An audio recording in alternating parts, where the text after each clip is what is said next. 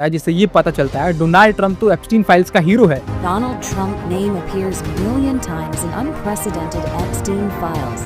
Flight logs में जो बाद में सामने है, क्लिंटन का नाम एप्स्टीन के प्राइवेट जेट लोलिता एक्सप्रेस पर दर्जनों बार दिखता है। इसके पास न्यू मैक्सिको में एक पूरा रेंज था जिसे लोग जोरो रेंज कहते थे, जो करीब 10,000 एकड़ में फैला हुआ था। एप्स्टीन फाइल्स जो यूएस डिपार्टमेंट ऑफ जस्टिस द्वारा रिलीज किया गया है, उसके अगर आप रिपोर्ट्स को देखेंगे तो आपको ये पता चलेगा कि US president Donald Trump 13-14 years की छोटी छोटी बच्चियों के साथ ये लिटरली गलत काम करता था। एक विक्टिम ने डायरेक्टली क्लेम किया कि प्रिंस एंड्रयू ने उनके साथ तब तक अब्यूज यानी गलत काम किया जब वो माइनर थी। 18 जुलाई 2013 को खुद को भेजे ईमेल में बताया कि बिल गेट्स ने अपने शादी के बावजूद रसियन लड़कियों के साथ गलत काम किया।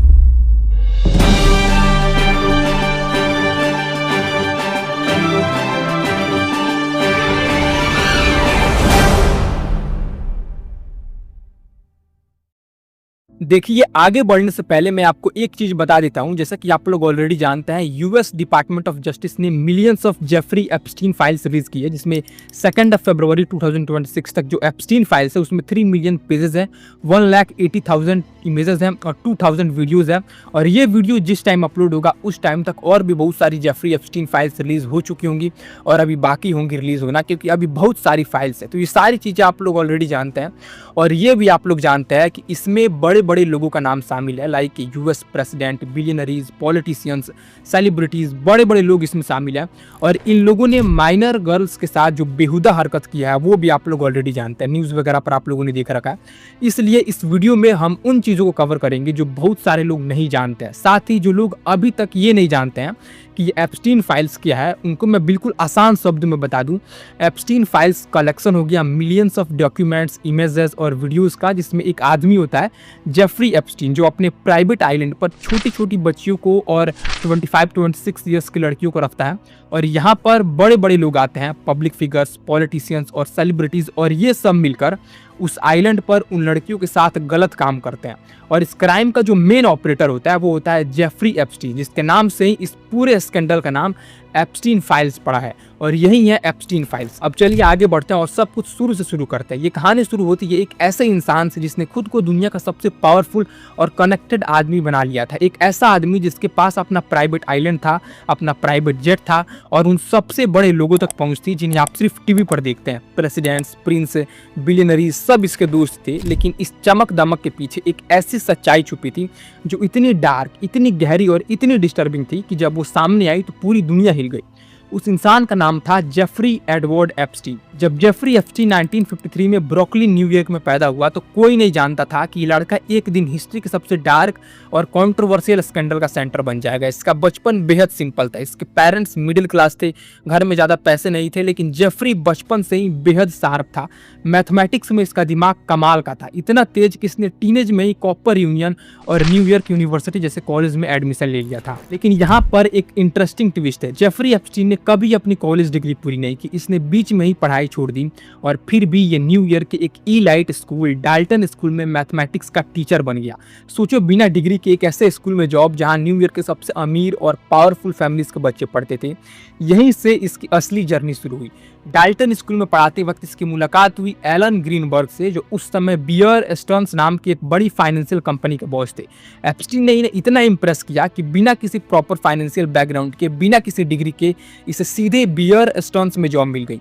ये उस दौर की बात है जब वॉल स्ट्रीट में कनेक्शन ही सब कुछ थे और एप्स्टीन ने ये बात बहुत जल्दी समझ ली थी। बियर स्टर्न्स में एप्स्टीन तेजी से आगे बढ़ा। इसने ऑप्शन ट्रेडिंग से की, वेल्दी क्लाइंट्स को हैंडल किया और अपने आप को एक फाइनेंशियल जीनियस की तरह प्रेजेंट किया। लेकिन 1981 में कुछ ऐसा हुआ जिसके बारे में आज भी पूरी तरह क्लैरिटी नहीं है। एप्स्टीन ने अचानक बियर स्टर्न्स छोड़ दिया। कुछ लोग कहते हैं इसे निकाला गया, कुछ कहते हैं इसने खुद छोड़ दिया, लेकिन जो हुआ उसके बाद वो और भी मिस्टीरियस था। बियर स्टर्न्स छोड़ने के बाद एप्स्टीन ने अपनी खुद की फाइनेंशियल कंसल्टिंग कंपनी बना ली जिसका नाम था जेफरी एप्स्टीन एंड कंपनी। और यहाँ वो सबसे बड़ा सवाल आता है जो इन्वेस्टिगेटर्स, जर्नलिस्ट और आम लोग सालों से पूछते रहे, आखिर एप्स्टीन के पास इतना पैसा आया कहाँ से? इसने कहा कि सिर्फ बिलियनरीज का का पैसा मैनेज करता था। इसने ये भी क्लेम किया कि ये सिर्फ ऐसे क्लाइंट्स लेता था जिनके पास कम से कम $1 बिलियन हो, लेकिन किसी को भी कभी भी ये नहीं पता चला कि इसके क्लाइंट्स कौन थे, इसका बिजनेस मॉडल क्या था और पैसा एक्चुअली आता कहाँ से था। कोई पब्लिक रिकॉर्ड नहीं, कोई प्रॉपर ऑडिट नहीं, कोई ट्रांसपेरेंट फाइनेंशियल हिस्ट्री नहीं, जो एक लेजिटिमेट बिलियनरी मनी मैनेजर के लिए बिल्कुल असामान्य बात है। कुछ इन्वेस्टिगेटर्स का मानना है, और ये थ्योरी काफी सीरियस है, कि एप्स्टीन का असली बिजनेस फाइनेंस नहीं था, बल्कि इसका असली बिजनेस था ब्लैकमेल करना, पावरफुल लोगों को उनके डार्केस्ट सीक्रेट में फंसाना, उनकी कंप्रोमाइजिंग सिचुएशन की वीडियोस और फोटोज कलेक्ट करना और फिर उस इंफॉर्मेशन का इस्तेमाल करके उनसे पैसे, कनेक्शन और प्रोटेक्शन हासिल करना। लेकिन इस पर हम आगे बात करेंगे। अब बात करते हैं उस इंसान की जिसने एप्स्टीन को ट्रूली पावरफुल बनाया, लेस वैगजनर। लेस वैगजनर विक्टोरियाज सीक्रेट और लिमिटेड ब्रांड्स के फाउंडर थे, ओहियो के सबसे अमीर लोगों में से एक, और किसी कारण से जो आज भी पूरी तरह समझ नहीं आता, वैगजनर ने एप्स्टीन पर अंधा भरोसा किया। 1991 में वैगजनर ने एप्स्टीन को एक पावर ऑफ अटॉर्नी दे दी, मतलब एप्स्टीन को यह अधिकार मिल गया कि वो वैगजनर की तरफ से किसी भी फाइनेंशियल डिसीजन ले सकता था, वैगजनर की प्रॉपर्टीज मैनेज कर सकता था, इनके नाम पर डील्स कर सकता था। इसी दौरान एप्स्टीन ने न्यूयॉर्क सिटी के अपर ईस्ट साइड पर एक मैंसन खरीदा, मैनहट्टन का सबसे बड़ा प्राइवेट टाउन हाउस, जिसमें 40 से ज्यादा कमरे थे। ये घर ओरिजिनली वैगजनर का था, लेकिन एप्स्टीन ने इसे अपने नाम करवा लिया। इस घर की कीमत आज के हिसाब से रफली $77 मिलियन से ज़्यादा थी। इसके पास पाम बीच फ्लोरिडा में एक और लग्जरी मैंसन था। इसके पास न्यू मैक्सिको में एक पूरा रेंच था जिसे लोग जोरो रेंच कहते थे, जो करीब 10,000 एकड़ में फैला हुआ था। और सबसे इंपॉर्टेंट, इसके पास लिटिल सेंट जेम्स नाम का एक प्राइवेट आइलैंड था जो यूएस वर्जिन आइलैंड में था। इस आइलैंड को लोग बाद में पेडोफाइल आइलैंड या ऑर्गी आइलैंड कहने लगे। इतनी प्रॉपर्टी, इतना पैसा, और किसी को नहीं पता था कि ये सब आया कहाँ से।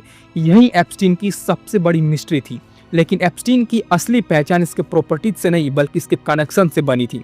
और यहाँ वो हिस्सा शुरू होता है जो सबसे ज़्यादा डिस्टर्बिंग है। एप्स्टीन ने एक बेहद कैलकुलेटेड तरीके से खुद को इलाइट सर्कल में घुसाया। इसने साइंस और एजुकेशन को अपना कवर बनाया। इसने हार्वर्ड यूनिवर्सिटी को मिलियंस ऑफ डॉलर्स डोनेट किए, MIT को पैसे दिए, इसके नाम पर रिसर्च प्रोग्राम्स चले। इससे इसे एक फिलैंथ्रोपिस्ट और इंटेलेक्चुअल की इमेज मिली, और इसी इमेज के पीछे छुपकर ये दुनिया का सबसे पावरफुल लोगों के करीब पहुंचा। बिल क्लिंटन, अमेरिका के फॉर्मर प्रेसिडेंट, एप्स्टीन के साथ इनकी फ्रेंडशिप बहुत डॉक्यूमेंटेड है। फ्लाइट लॉग्स में जो बाद में सामने है, क्लिंटन का नाम एप्स्टीन के प्राइवेट जेट लोलिता एक्सप्रेस पर दर्जनों बार दिखता है। लेकिन क्लिंटन ने पब्लिकली कहा कि उन्हें नहीं पता था कि एप्स्टीन क्या करता था। हालांकि ये लड़कियों के साथ बिल क्लिंटन की फोटो देख के आप समझ ही सकते हैं कि क्लिंटन एप्स्टीन के साथ आइलैंड पर क्या क्या करता था। इसके बाद डोनाल्ड ट्रंप, जो बाद में अमेरिका के प्रेसिडेंट बने, इनकी और एप्स्टीन की फ्रेंडशिप 1990 में बेहद पब्लिकली जानी मानी थी। दोनों साथ पार्टीज अटेंड करते थे। ट्रंप ने एक इंटरव्यू में 2002 में कहा था, जेफरी कमाल का आदमी है और इसके साथ रहने में बड़ा मजा आता है। हालांकि बाद में ट्रंप ने एप्स्टीन से अपनी दूरी बताई और इन्होंने कहा, एप्स्टीन फाइल से मेरा कुछ नहीं लेना देना। लेकिन अगर आप एप्स्टीन फाइल्स को देखोगे तो एप्स्टीन फाइल्स में इसका नाम मिलियंस टाइम्स अपीयर होता है, जिससे ये पता चलता है डोनाल्ड ट्रंप तो एप्स्टीन फाइल्स का हीरो है। और केवल यही नहीं, एप्स्टीन फाइल्स जो यूएस डिपार्टमेंट ऑफ जस्टिस द्वारा रिलीज किया गया है, उसके अगर आप रिपोर्ट्स को देखेंगे तो आपको ये पता चलेगा कि US president Donald Trump 13-14 years की छोटी छोटी बच्चियों के साथ ये लिटरली गलत काम करता था, और यही आज यूएस का प्रेसिडेंट है। इसके अलावा प्रिंस एंड्रयू, ब्रिटेन की क्वीन एलिजाबेथ के बेटे, इसका नाम इस स्कैंडल में इतनी गहराई से आया कि इससे अपनी रॉयल ड्यूटीज छोड़नी पड़ी। एक विक्टिम ने डायरेक्टली क्लेम किया कि प्रिंस एंड्रयू ने उनके साथ तब तक एब्यूज यानी गलत काम किया जब वो माइनर थी। और ना केवल प्रिंस एंड्रयू बल्कि बिल गेट्स का भी नाम एप्स्टीन फाइल्स में है। CBS न्यूज के अकॉर्डिंग एप्स्टीन ने 18 जुलाई 2013 को खुद को भेजे ईमेल में बताया कि बिल गेट्स ने अपने शादी के बावजूद रसियन लड़कियों के साथ गलत काम किया, जिसके कारण इन्हें सेक्सुअली ट्रांसमिटेड इन्फेक्शन हो गई, जिसके लिए एंटीबायोटिक्स की जरूरत पड़ी। ये वो मेल है जो जेफरी एप्स्टीन ने बिल गेट्स के बारे में ये सारी चीजें लिखा है, आप वीडियो पोस्ट करके पढ़ सकते हैं। इसके अलावा एक और नाम है गिलीन मैक्सवेल। ये नाम इस पूरी कहानी में सबसे सेंट्रल है। Ghislaine British media tycoon Robert Maxwell की बेटी थी। ये एप्स्टीन की गर्लफ्रेंड भी थी, पार्टनर भी, और इसकी पूरी क्रिमिनल ऑपरेशन की बैकबोन भी। लेकिन गिलीन की कहानी इतनी कॉम्प्लेक्स है कि उसे डिटेल में समझना जरूरी है। देखिए, गिलीन मैक्सवेल 1961 में पैदा हुई थी। इनके फादर रॉबर्ट मैक्सवेल एक बेहद कॉन्ट्रोवर्शियल और पावरफुल बिजनेसमैन थे, जिनकी मिस्टीरियस मौत 1991 में हुई। ये अपनी याद से समुद्र में गिर गए। इनकी मौत के बाद ये पता चला कि इन्होंने अपनी कंपनी के पेंशन फंड से सैकड़ों मिलियंस ऑफ पाउंड चुराए थे। और इससे गिलीन का पूरा जीवन उथल पुथल में आ गया। लेकिन इसी वक्त इसकी एप्स्टीन से मुलाकात हुई और दोनों एक दूसरे के लिए परफेक्ट फिट थे। एप्स्टीन को एक ऐसी सोशलाइट चाहिए थी जो इलाइट सर्कल में उसे लेजिटिमेसी दे सके, और गिलीन को एक ऐसा वेल्दी और पावरफुल पार्टनर चाहिए था जो उसे फाइनेंशियली सिक्योर कर सके। इसलिए गिलीन ने एप्स्टीन के लिए जो काम किया वो था यंग गर्ल्स को रिक्रूट करना, और ये काम इसने इतनी चालाकी से किया कि शुरू में किसी को शक भी नहीं हुआ। ये ऐसी लड़कियों को टारगेट करती थी जो फाइनेंशियली वल्नरेबल थी, जिनके घर में पैसों की तंगी थी, जिनके पेरेंट्स का कंट्रोल कम था। उनसे कहा जाता था कि उन्हें एक बड़े बिजनेसमैन को मसाज देनी है और उसके बदले उन्हें अच्छे पैसे मिलेंगे। ये क्लासिक ग्रूमिंग टेक्निक थी और यही ये गिलीन मैक्सवेल करती थी, और कुछ ऐसे ही इन दोनों की मुलाकात हुई। सर्वाइवर्स की टेस्टिमोनीज को पढ़े तो रूह कांप जाती है। वर्जीनिया जेफरी, जिनका पहले नाम वर्जीनिया रॉबर्ट था, इनकी कहानी शायद सबसे ज़्यादा डॉक्यूमेंटेड है। जब वर्जीनिया पहली बार एप्स्टीन के कांटेक्ट में आई तब ये सिर्फ 16 इयर्स की थी। ये उस वक्त मार ए लागो डोनाल्ड ट्रंप के पाम बीच क्लब में एक लॉकर रूम अटेंडेंट के तौर पर काम करती थी। वहाँ गिलीन मैक्सवेल ने इन्हें देखा और इनसे बात की। गिलीन ने इन्हें मसाज थेरेपी के काम ऑफर किया और बताया कि इसके बदले इन्हें अच्छे पैसे मिलेंगे। वर्जीनिया अपनी फैमिली की फाइनेंशियल सिचुएशन की वजह से मान गई और फिर जो हुआ वो इनकी ज़िंदगी बदल गया। इन्हें एप्स्टीन के पाम बीच मैंसन ले जाया गया, जहां मसाज के नाम पर इनके साथ सेक्सुअल एब्यूज़ हुआ, और ये सिर्फ एक बार नहीं हुआ। वर्जीनिया को बार बार बुलाया गया, इन्हें ट्रैवल कराया गया, New York, new Mexico, virgin island और यहाँ तक कि लंदन भी, और हर जगह इन्हें एब्यूज़ होता रहा। वर्जीनिया ने यह भी क्लेम किया कि इन्हें कई पावरफुल मैन के साथ शेयर किया गया, जिनमें प्रिंस एंड्रयू का नाम सबसे प्रोमिनेंट था। इनके साथ लंदन में एक इंसिडेंट का जिक्र वर्जीनिया ने किया जो बाद में बहुत वायरल हुआ। एक फोटो भी सामने है जिसमें प्रिंस एंड्रयू, वर्जीनिया और गिलीन मैक्सवेल एक साथ थे जब वर्जीनिया की उम्र 17 साल थी। प्रिंस एंड्रयू ने इस फोटो को फेक बताया, हालांकि एक्सपर्ट ने इसे ऑथेंटिक माना। अब देखिए, एप्स्टीन का पाम बीच मैंसन एसेंशियली एक एब्यूज का सेंटर बन चुका था। इन्वेस्टिगेटर्स और सर्वाइवर्स के अकॉर्डिंग एक पैटर्न था जो बार बार दोहराया जाता था। पहले एक रिक्रूटर अक्सर कोई स्लाइटली ओल्डर गर्ल, किसी यंग वल्नरेबल लड़की को अप्रोच करती थी। उसे बताया जाता था कि उसे किसी वेल्दी बिजनेसमैन को मसाज देनी है। लड़की मैंसन पहुंचती थी जहां गिलीन या कोई और स्टाफ उसे रिसीव करता था। फिर धीरे धीरे उसे नॉर्मलाइज किया जाता था। पहले रेगुलर मसाज, फिर धीरे धीरे सेक्सुअल एलिमेंट्स इंट्रोड्यूस किए जाते थे, और जब तक लड़की को समझ आता कि क्या हो रहा है तब तक उसे इतना मैनिपुलेट किया जा चुका होता था कि वो बोल नहीं पाती थी। एप्स्टीन के घर में हिडन कैमराज लगी थी। ये बात बाद में इन्वेस्टिगेटर्स को पता चली। ये कैमराज गेस्ट बेडरूम्स और उन रूम्स में लगी थी जहां एब्यूज होता था, यानी गलत काम होता था। इसका मतलब एप्स्टीन सब रिकॉर्ड कर रहा था और यही वो ब्लैकमेल मटेरियल था जिसके बारे में इन्वेस्टिगेटर्स को शक था। पावरफुल गेस्ट अगर कभी कुछ बोलने की कोशिश करते तो इनके पास उनकी कंप्रोमाइजिंग रिकॉर्डिंग होती थी। ये एक ऐसा वेब था जिसमें एक बार फंसने के बाद निकलना बेहद मुश्किल था। लेकिन पाम बीच की लोकल पुलिस को 2005 में पहली बार एक कंप्लेन मिली। एक लड़की के स्टेप मदर ने पुलिस को बताया कि उनकी 14 इयर्स की स्टेप डॉटर को एप्स्टीन के मैंसन में एब्यूज किया गया। पुलिस ने इन्वेस्टिगेशन शुरू की। डिटेक्टिव्स ने पाया कि ये कोई आइसोलेटेड केस नहीं था। जैसे जैसे ये जांच करते गए वैसे वैसे और विक्टिम सामने आने लगे। पुलिस को 40 से ज्यादा पोटेंशियल विक्टिम्स के नाम मिले, जिनमें से ज्यादातर की उम्र 13 से 17 इयर्स के बीच थी। पाम बीच पुलिस चीफ ने फेडरल अथॉरिटीज को केस रेफर किया और यहां से शुरू हुई वो स्टोरी जो आज तक अमेरिका के सबसे कंट्रोवर्शियल लीगल स्कैंडल्स में से एक मानी जाती है। एफबीआई ने इन्वेस्टिगेशन शुरू की। फेडरल प्रोसिक्यूटर बने अलेक्जेंडर एकोस्टा, जो उस वक्त US attorney for southern district of Florida थे। इन्वेस्टिगेशन में सब कुछ था, विक्टिम्स की testimonies, physical evidence, flight logs. Case बेहद स्ट्रांग था। प्रोसिक्यूटर्स को उम्मीद थी कि एप्स्टीन को डिकेड्स की जेल होगी, लेकिन फिर कुछ ऐसा हुआ जिसने पूरे अमेरिका को हैरान कर दिया।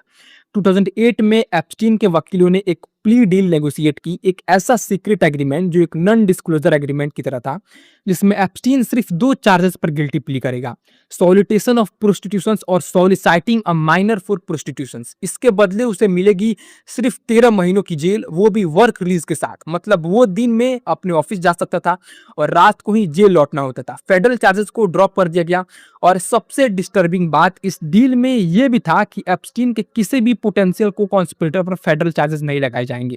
इस डील को स्वीट हार्ट डील कहा गया और अलेक्जेंडर एकोस्टा, जिन्होंने ये डील अप्रूव की, वो बाद में डोनाल्ड ट्रंप की एडमिनिस्ट्रेशन में सेक्रेटरी ऑफ लेबर बनी। जब ये डील दोबारा हेडलाइंस में आई तो एकोस्टा को रिजाइन करना पड़ा। विक्टिम्स को इस डील्स के बारे में नहीं बताया गया। ये डील सीक्रेट रखी गई। ये बाद में कोर्ट में चैलेंज हुई और जज ने कहा कि विक्टिम्स के राइट का वायलेशन हुआ है। 2008 से 2019 तक एप्स्टीन इफेक्टिवली फ्री था। इसने अपनी कनेक्शन के दम पर एक मिनिमल पनिशमेंट पाई और ये फिर से अपनी लग्जरी लाइफ में लौट गया। इसके प्राइवेट जेट्स उड़ते रहे, इसके पार्टीज होते रहे, पावरफुल लोग इसे मिलते रहे, लेकिन विक्टिम्स चुप नहीं रही। वर्जीनिया ने लड़ाई जारी रखा। इन्होंने अपनी स्टोरी जर्नलिस्ट को दी, लीगल केसेस फाइल किए और गिलीन मैक्सवेल के खिलाफ सिविल सूट दायर की। धीरे धीरे और विक्टिम सामने आने लगी और सबसे इंपॉर्टेंट, मियामी हेराल्ड की investigative journalist Julie K Brown ने 2018 में एक ground breaking investigative series publish की जिसका नाम था परवर्जन ऑफ जस्टिस। इस सीरीज में इन्होंने एप्स्टीन के क्राइम्स को, उस स्वीटार डील को और पूरे सिस्टम के फेलियर को इतनी डिटेल में एक्सपोज किया कि पूरा अमेरिका जाग गया। जूली ब्राउन ने वो विक्टिम्स ढूंढी जिन्हें सब भूल चुके थे। इन्होंने इंटरव्यू किए, कोर्ट रिकॉर्ड्स ढूंढे और फिर एक ऐसी पिक्चर सामने रखी जो बेहद डैमिंग थी। इस सीरीज के बाद पब्लिक और पॉलिटिकल प्रेशर इतना बढ़ा कि एफबीआई को दोबारा इन्वेस्टिगेशन शुरू करनी पड़ी और इसके चलते जुलाई 2019 में न्यूयॉर्क में जेफरी एप्स्टीन को अरेस्ट कर लिया गया। इस पर चार्जेस थे सेक्स ट्रैफिकिंग ऑफ माइनर्स और conspiracy to commit sex trafficking. अगर ये गिल्टी पाया जाता तो इसे 45 ईयर्स की जेल हो सकती थी। एप्स्टीन के वकीलों ने बेल मांगी, कोर्ट ने मना कर दिया और इसे मेट्रोपॉलिटन कॉरेक्शनल सेंटर न्यूयॉर्क में रखा गया। और फिर 10 अगस्त 2019 को खबर आई कि जेफरी एप्स्टीन को उसकी जेल सेल में डेड पाया गया। ऑफिशियल कॉज ऑफ डेथ था सुसाइड बाय हैंगिंग, लेकिन सुसाइड के साथ इतने सवाल जुड़े थे, इतने इरेगुलरिटीज थी कि दुनिया के एक बड़े हिस्से ने इसे एक्सेप्ट नहीं किया। इसकी सेल के सीसीटीवी कैमरास उस रात काम नहीं कर रहे थे। जिन गार्ड्स की ड्यूटी थी इसे रेगुलरली चेक करने की, वो उस रात सो गए थे। इसे सुसाइड वॉच से कुछ दिन पहले ही हटाया गया था, एक ऐसे इंसान को जिसने कुछ हफ्ते पहले ही एक एलिज्ड सुसाइड अटेम्प्ट की थी।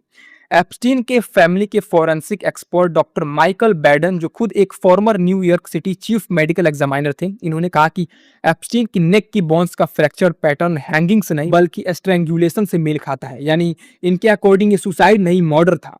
New York city chief medical examiner doctor Barbara Sampson ने cause of death hanging suicide बताया, लेकिन डॉक्टर बैडन के फाइंडिंग्स ने इस पर एक बड़ा सवालिया निशान लगा दिया। एप्स्टीन मर गया और इसके साथ वो सीक्रेट्स भी मर गए जो शायद उसके पास थे, कि वो एग्जैक्टली किन किन पावरफुल लोगों को ब्लैकमेल कर रहा था, कितने लोग इस रिंग में शामिल थे और वो पैसा वाकई कहां से आता था।